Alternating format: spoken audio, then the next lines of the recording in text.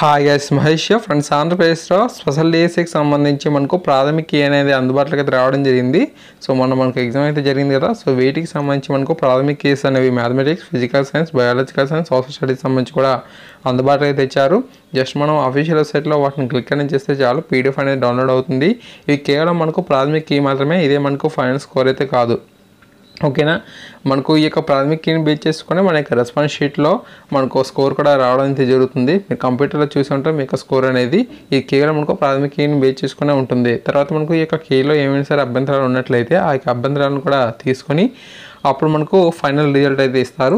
అప్పుడు మీ యొక్క స్కోర్ అనేది తగ్గొచ్చు అండ్ అంతేకాకుండా పెరగవచ్చు, లేదంటే అదే విధంగా స్టాండర్డ్గా కూడా ఉండే అవకాశం అయితే ఉంటుంది. ఈ యొక్క విషయాన్ని అయితే గుర్తుంచుకోవాల్సిన అవసరం అయితే ఉంటుంది. రెస్పాన్స్ షీట్ కోసం మనం క్లిక్ అనేది చేసినట్లయితే మన యొక్క హాల్ టికెట్ నెంబర్ని, డేట్ ఆఫ్ బర్త్ని, వెరిఫికేషన్ కోడ్ని ఎంటర్ చేయమంటుంది. వెరిఫికేషన్ కోడ్ అంటే AJEX9D అనమాట.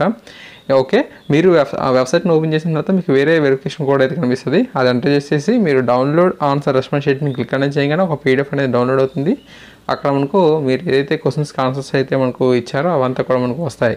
ఈ విధంగా ఇన్ఫర్మేషన్ అయితే ఉంది. ఇవన్నీ ఫ్రీగానే ఉన్నాయి కాబట్టి ఖచ్చితంగా మీ ప్రతి ఫ్రెండ్కి కూడా తెలియచేయండి, వీటిని డౌన్లోడ్ చేసుకోండి. Thanks for watching this video. తప్పకుండా వీడియోని లైక్ చేయండి.